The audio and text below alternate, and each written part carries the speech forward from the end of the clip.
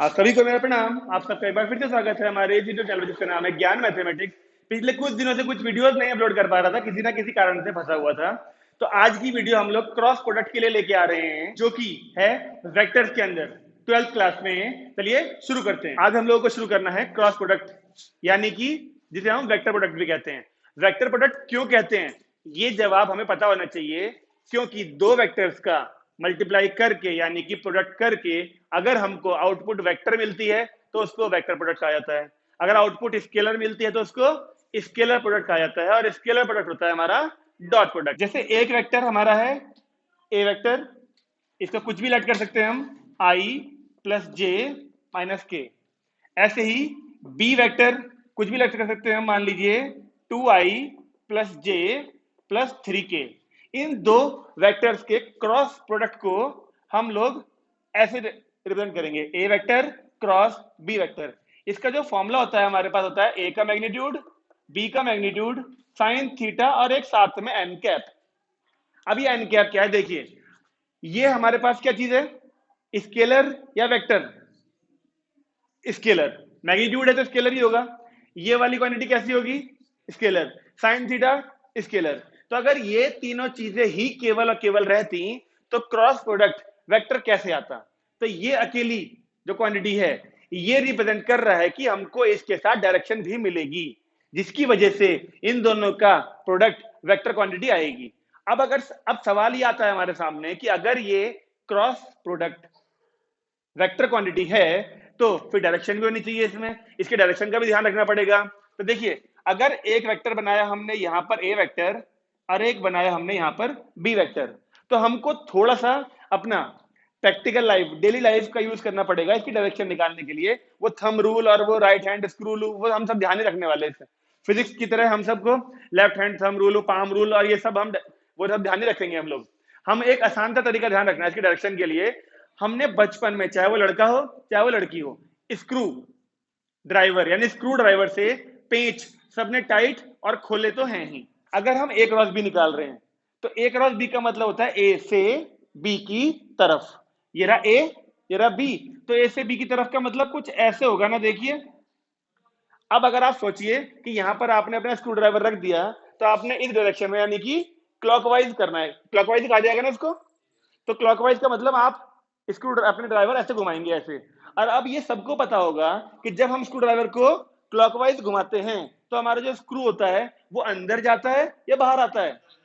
Obviously सबको पता होगा ये बात, अंदर जाता है। तो ये हुई डायरेक्शन।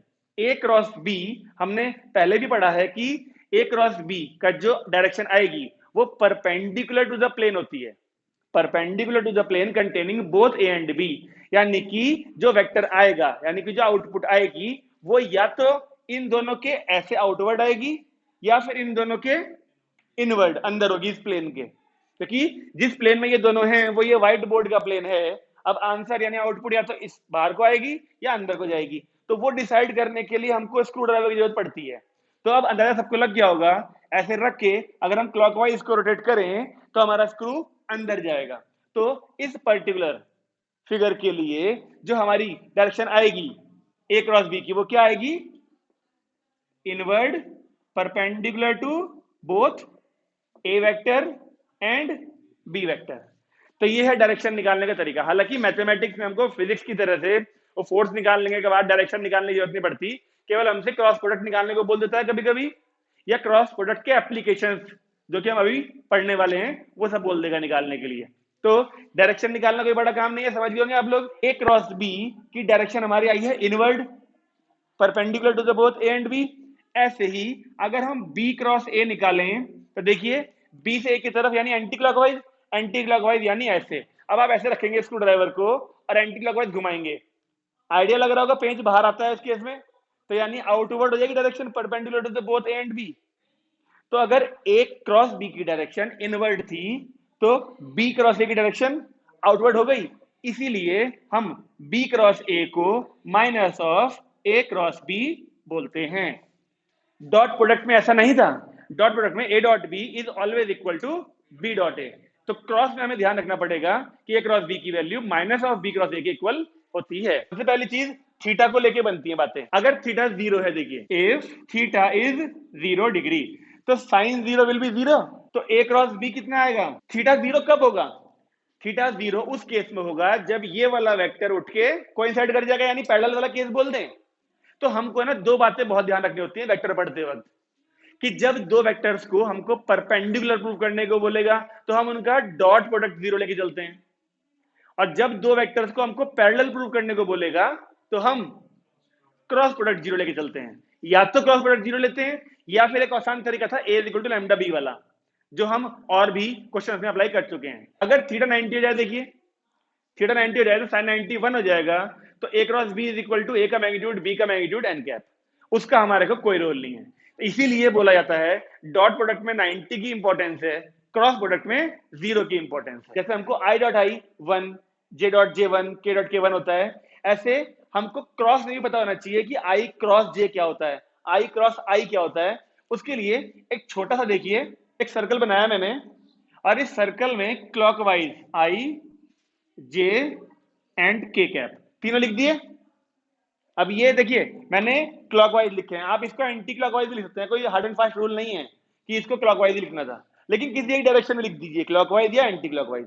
अब देखिए सिंपल फंडा, आई की जे से आई क्रॉस जे करा जाए तो फॉर्मूले के हिसाब से क्या आना चाहिए, आई का मैग्नीट्यूड, जे का मैग्नीट्यूड, साइन 90 एन कैप, ये 1 होता है, आई का मैग्नीट्यूड, जे का मैग्नीट्यूड, साइन 91, बचा केवल एन कैप।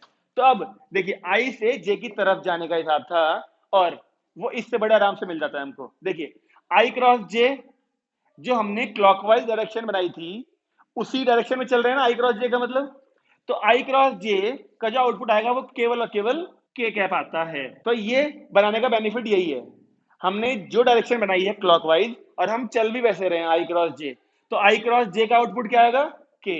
ऐसे ही जे क्रॉस के का आउटपुट आई आएगा, ऐसे ही के क्रॉस आई का जे आएगा।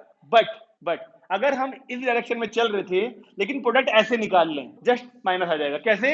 अगर हम आई क्रॉस के ले लें तो डायरेक्शन ये थी, लेकिन हम ऐसे आ रहे हैं ना, तो आई क्रॉस के की वैल्यू माइनस जे होगी उस केस में। ऐसे ही के क्रॉस जे की वैल्यू माइनस के आई हो जाएगी। क्यों हो रही है माइनस का आई? देखिए जैसे कि अगर मैं आपसे कहूं जे क्रॉस के, जे क्रॉस के की वैल्यू आई आनी चाहिए, तो इस वाले फॉर्मूले से ये रहा, इसको उल्टा करूंगा के क्रॉस जे, देखो के क्रॉस जे, तो माइनस का आई हो जाएगा ऑटोमेटिकली वो इस चीज से। अगर जे क्रॉस के आउटवर्ड था तो के क्रॉस जे इनवर्ड हो जाना चाहिए ना, डायरेक्शन उल्टी हो जाएगी, इसीलिए के क्रॉस जे की वैल्यू माइनस आई लिखी जाएगी। ये तरीका है बहुत ज्यादा जरूरी क्रॉस प्रोडक्ट निकालने के लिए। हम लोगों ने ये दो एग्जांपल लिखे हुए हैं, ए वेक्टर बी वेक्टर। अब हम इन दोनों की क्रॉस प्रोडक्ट करके देखेंगे इसकी मदद से क्या आता है। जैसे ए वेक्टर ये था तो हम लिखते हैं आई प्लस जे माइनस के क्रॉस 2i प्लस जे प्लस 3k। पहले आई की इन तीनों में करनी पड़ेगी, फिर जे की इन तीनों में, फिर के की इन तीनों में। लेकिन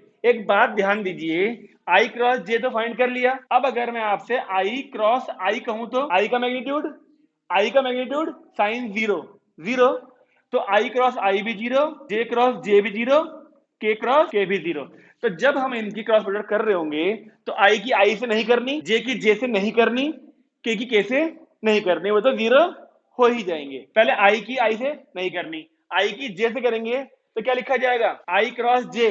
और देखिए आई क्रॉस जे क्या आएगा, के। अब आई क्रॉस क्या आएगा, के। देखिए आई क्रॉस के लिए ऐसा आना पड़ेगा ना, तो माइनस का जी होना चाहिए, साथ में 3 भी है, तो माइनस का 3 जे कैप। आई वाला काम पूरा हो चुका। अब जे पे आते हैं, तो जे की पहले आई में करेंगे, तो देखिए जे के लिए आई उल्टा जाना पड़ रहा है, माइनस का के और साथ में एक 2 भी था, माइनस का 2 के कैप।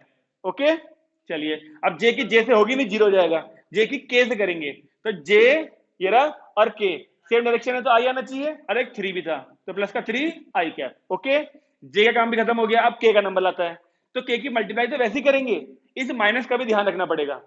तो पहले के की आई में करें, देखिए जरा के क्रॉस आई सेम चल रहा है तो केवल जे आना चाहिए, तो देखिए एक 2 है और एक माइनस भी है, तो माइनस का 2 जे कैप। ओके अब के की जे से करें तो के ये रहा और जे के लिए उल्टा जाना पड़ रहा है, तो माइनस का आई आना चाहिए और एक माइनस आई और भी है, माइनस का प्लस का आई हो गया। अब के की के से करना बेकार है, वो 0 ही आएगा, तो इसको सिंप्लीफाई कर लें, यानी कि इन दोनों के क्रॉस प्रोडक्ट को ऐसे ढूंढा जा सकता है। एक तरीका है ये, एक तरीका डिटर्मिनेंट वाला होगा, ए वेक्टर और बी वेक्टर का क्रॉस प्रोडक्ट फिर से ढूंढेंगे, लेकिन डिटर्मिनेंट वाले तरीके से। ए क्रॉस बी हमारा ये रहा, A vector cross B vector. Determinant बनाने के लिए पहले I cap J cap K cap लिख लेते थे, और फिर पहले ए वेक्टर है तो ए वेक्टर के कंपोनेंट देखिए, स्केलर कंपोनेंट्स क्या है, 1 1 -1। फिर बी वेक्टर बाद में है तो उसके वेक्टर कंपोनेंट्स बाद में, 2 1। डिटर्मिनेंट सॉल्व करने का तरीका हम सबको ध्यान था, इस तरीके से भी आंसर हमारा यही आना चाहिए। चलिए शुरू करते हैं। तो पहले क्या आता था, आई कैप ये और ये छुपा के 3 + 1, फिर जे के लिए तो माइनस लगाना पड़ता था हमको, ये छुपाएंगे और ये छुपाएंगे तो 3 + 2 प्लस के कैप, ये कॉलम और ये रो छुपाएंगे तो 1 - 2। देखें जरा क्या आया, 4 आई कैप माइनस का 5 जे कैप माइनस के कैप। देखिए मैच करिए, 4 आई कैप माइनस 5 जे कैप माइनस के कैप। दो तरीके हैं क्रॉस प्रोडक्ट निकालने के। ट्रायंगल का एरिया निकालने का काम आता है क्रॉस प्रोडक्ट, पैरेललोग्राम का एरिया निकालने का काम आता है क्रॉस प्रोडक्ट। उन पे बेस्ड छोटे छोटे क्वेश्चन बन जाते हैं इसमें। ट्रायंगल दिया ऐसे करके और उसके दो वेक्टर दिए ये वाले, देखिए दोनों वेक्टर कोइनिशियल हैं, एडजेसेंट साइड्स को दो वेक्टर बना दिया, उस केस में इस ट्रायंगल का एरिया क्या होगा। तो एरिया हमारा होता है हाफ ए क्रॉस बी का मैग्नीट्यूड। यानी कि अगर हम ए क्रॉस बी निकाल लें, जैसे ये निकाला, इसका मैग्नीट्यूड निकाल लिए और उसको 2 से डिवाइड कर दें तो इस ट्रायंगल का एरिया आ जाएगा। अगर मैं इसको आगे बढ़ा दूं और ऐसे पैरेललोग्राम बना दूं, इसके पैरेलल एक वेक्टर यहां बनाऊं और इसके पैरेलल एक वेक्टर यहां बनाऊं, तो पैरेललोग्राम बन जाएगा। एरिया कैसे मिलेगा, तो एरिया ऑफ पैरेललोग्राम इसका जस्ट डबल हो जाता है, क्योंकि आपको ध्यान होगा, आपको ध्यान होना चाहिए कि पैरेललोग्राम के जो डायगोनल होते हैं ना, उसको दो कॉन्ग्रुएंट ट्रायंगल्स में तोड़ते हैं। जैसे अगर यहाँ मैंने पैरेललोग्राम बना भी दिया तो ये डायगोनल है, कितना ये होगा ट्रायंगल, तो ये ट्रायंगल इसके कॉन्ग्रुएंट होगा, और जब कॉन्ग्रुएंट होगा तो दोनों का एरिया भी सेम ही होगा। तो इसलिए एरिया ऑफ पैरेललोग्राम जो होता है वो केवल और केवल इसका डबल होता है। अब डबल का मतलब ये हट जाएगा बस, लेकिन यहां पे ट्विस्ट नहीं आता। ट्विस्ट आता है उस क्वेश्चन में जो चीज एनसीईआरटी में नहीं होती। एनसीईआरटी में हमको इसी पैरेललोग्राम का, यानी जो बनेगा ऐसे करके यहां पर, इस पैरेललोग्राम का एरिया फाइंड करने को बोलता तो है, लेकिन डायगोनल्स को यूज करके, एडजेसेंट साइड्स को यूज करके नहीं दे रखा। और एग्जाम में आ भी चुका है, डायगोनल को यूज करके पैरेललोग्राम का एरिया ढूंढो, दोबारा भी आ सकता है। तो अगर एक पैरेललोग्राम दिया जाए हमको, एक डायगोनल ये रहा, एक डायगोनल ये रहा, इसको बोला D1, इसको बोला D2, डायगोनल 1 डायगोनल 2, तो जो एरिया आएगा वो फिर से हाफ D1 क्रॉस D2 का मैग्नीट्यूड ही होगा।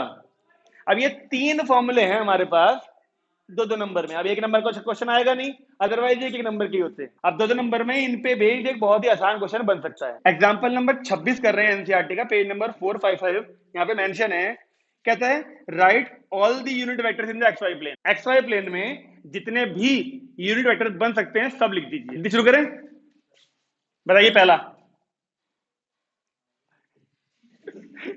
बहुत सारे बन सकते हैं, तो हम ऐसे नहीं लिख सकते उन बहुत सारों को कि एक लिख दिया, दो लिख दिया एंड सो ऑन लिख के खत्म कर दे काम। नहीं, जब उसने ऑल दी यूनिट वेक्टर्स बोल दिया, यानी कि हमें कोई जनरल फॉर्मूला ढूंढना पड़ेगा, हमें कोई तरीका ढूंढना पड़ेगा जिससे हम एक फॉर्म बना दें और उसके अंदर हल्की हल्की ट्विस्ट करते रहें और अपने आप आंसर आते रहे। जैसे एपी में एनएच टर्म वाला कॉन्सेप्ट था, अगर हम उस सीक्वेंस का यानी एपी की एनएच टर्म ढूंढ लेते थे तो बस एन की वैल्यू चेंज करते रहो, अकॉर्डिंगली सारे आंसर आते रहते थे।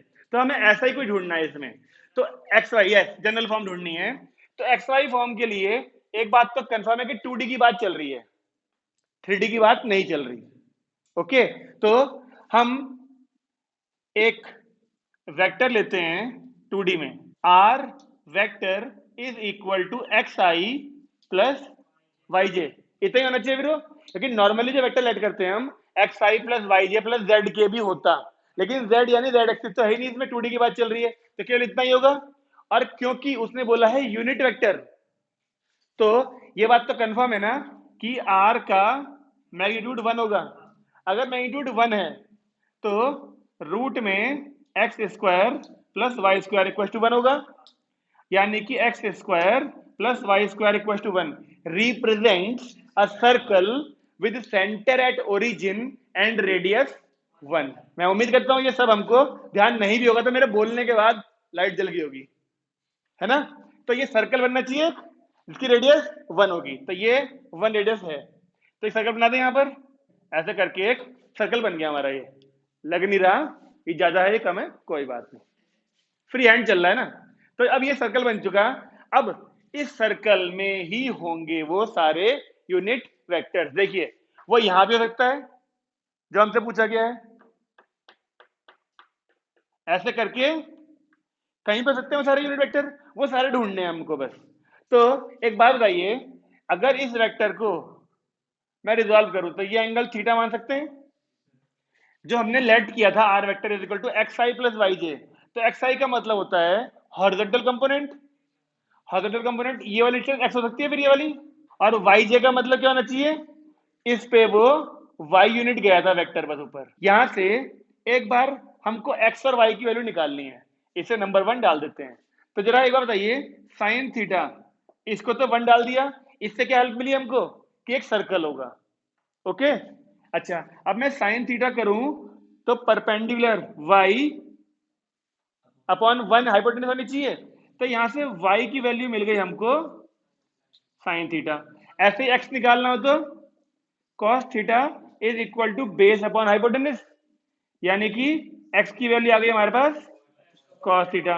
अब y भी आ गया, x भी आ गया। इन दोनों को फर्स्ट इक्वेशन में अगर हम पुट कर देते हैं तो r वेक्टर की वैल्यू आती है हमारी, देखिए एक्स आई, x यानी कि cos थीटा आई कैप प्लस y यानी कि साइन थीटा जे कैप। ये बना हमारा वो जनरल फॉर्मूला जिससे हमको सारे यूनिट वेक्टर मिल सकते हैं। It depends only on the value of theta. अगर थीटा की मैं बात करूं कम से कम कितना होगा, वो इस वक्त देख रहे हैं आप, तो ये वेक्टर यहां से खिसक के अगर यहां आ जाए थीटा 0 हो जाएगा। थीटा 0 होते ही यहां भी 0, यहां भी 0, अपने आप हमको चल जाएगा पता कि वो यूनिट वेक्टर कौन सा आ रहा है। ओके, अब थीटा की वैल्यू यहां से 0 के बाद 10 डिग्री 20 डिग्री 30 डिग्री 50 डिग्री ऐसे करके सारी चेंज होती रहेगी, लेकिन वो रहेगी तो 0 से 360 के बीच में ही। तो ये हैं वो सारे यूनिट वेक्टर्स जो कि एक्स वाई प्लेन में होंगे। यहां लिख देते हैं theta can vary from 0 to 2 pi. Theta की वैल्यू अलग अलग डालते रहेंगे, जैसे एपी में एन टर्म में एन की वैल्यू डालते रहो, अलग अलग टर्म मिलती रहती थी, ऐसे यहां पर थीटा की वैल्यू अलग अलग डालते रहो, सारे यूनिट वेक्टर्स मिलते रहेंगे बस। एग्जांपल नंबर 30 पेज नंबर 457, सबके पास एनसीईआरटी होगी, आप लोग देख सकते हैं। एक चीज तो पहले हम यहाँ पर अल्फा और बीटा जो हमें गिवन है ना वो लिख लेते हैं। तो अल्फा वेक्टर हमको पता है 3 आई कैप माइनस जे कैप, फिर हम लिख लेते हैं बीटा वेक्टर कितना है 2 आई कैप प्लस जे कैप माइनस 3 के कैप। ये दोनों चीजें गिवन है और हमसे कह रहा है बीटा वेक्टर को एक्सप्रेस करिए बीटा 1 प्लस बीटा 2 की फॉर्म में, जिसमें कि बीटा 1 हमारा होना चाहिए parallel to alpha vector and beta 2 हमारा होना चाहिए परपेंडिकुलर टू अल्फा वेक्टर। इन सब चीजों के अलावा हमको कुछ नहीं गिवन। चलिए अब शुरू करते हैं। देखिए अगर ये बीटा 1 पैरेलल है अल्फा के, तो पैरेलल वाले में हम a equal to lambda B यानी कि कोलिनियर वाला कॉन्सेप्ट यूज कर सकते हैं। तो जरा देखिए बीटा 1 अगर पैरेलल है is equal to lambda alpha लिख सकते हैं, फिर हम कोलिनियर वाली कंडीशन लगा सकते हैं इसमें हम। तो बीटा 1 की हमको कुछ वैल्यू मिल गई, पार्शियल वैल्यू, पूरी नहीं मिली। देखिए लैम्डा ऐसे कैसा, अल्फा वेक्टर ये रहा 3i माइनस जे कैप। अब इसकी दोनों की इंटू कर दें इसमें, तो बीटा 1 हमको कुछ मिल गया 3 lambda I cap minus lambda J cap. इसे पहले क्वेश्चन आगे छोड़ देते हैं। अब अगर इस बीटा 1 को हम यहां पुट कर दें तो देखिए बीटा तो हमको पता ही रहा, इस बीटा की पूरी वैल्यू यहां डालें, इस बीटा 1 की यहां डालें, तो बीटा 2 कुछ मिल जाएगा हमको कुछ, क्योंकि वो ही हमको यूज करना है बीटा 2 यहां पर। अगर डॉट प्रोडक्ट 0 कर दिया जाए अल्फा के साथ, क्योंकि परपेंडिकुलर है बीटा 2 है अल्फा, अगर ये परपेंडिकुलर है तो इन दोनों का डॉट प्रोडक्ट विल बी 0। लेकिन डॉट प्रोडक्ट के लिए हमारे पास ये तो था, ये नहीं है, तो इसको ढूंढेंगे पहले इसकी मदद से और इस रिलेशन की मदद से। तो बीटा लिखते हैं पहले, देखिए क्या है 2i plus J minus 3k equal to beta 1 यानी ये 3 lambda I cap minus lambda J cap plus का बीटा 2 वेक्टर। अब इन सबको इधर भेज दूं तो बीटा 2 हमको मिल जाएगा। बताइए 3 लैम्डा आई जब इस तरफ जाएगा तो 2 माइनस 3 लैम्डा आई कैप बनेगा। ये लैम्डा जब जे के पास जाएगा यहाँ पर, तो हम यहाँ पर जे कॉमन ले सकते हैं, तो 1 प्लस लैम्डा के भी बचा, ये बना माइनस का हमारा 3k। तो बीटा 2 की पूरी वैल्यू मिल चुकी है। इन दोनों को इधर भेजा था मैंने, 3k पहले से दसा, तो ऐसा कैसा मिल गया। ये बीटा 2 और अल्फा हमारे परपेंडिकुलर हैं, तो यहां पर करें हम इनको, beta 2 is perpendicular to alpha vector, यानी कि बीटा 2 का डॉट प्रोडक्ट अल्फा वेक्टर के साथ 0 होगा। तो बीटा 2 हम ये पूरा लिख देते हैं, पहले देखिए क्या है, 2 minus 3 lambda I cap plus 1 plus lambda J cap minus का 3 के कैप। इसको पूरे का ब्रैकेट में रखते हैं, इसका डॉट प्रोडक्ट अल्फा के साथ, अल्फा यानी ये 3i minus J, 3i minus J cap will be 0।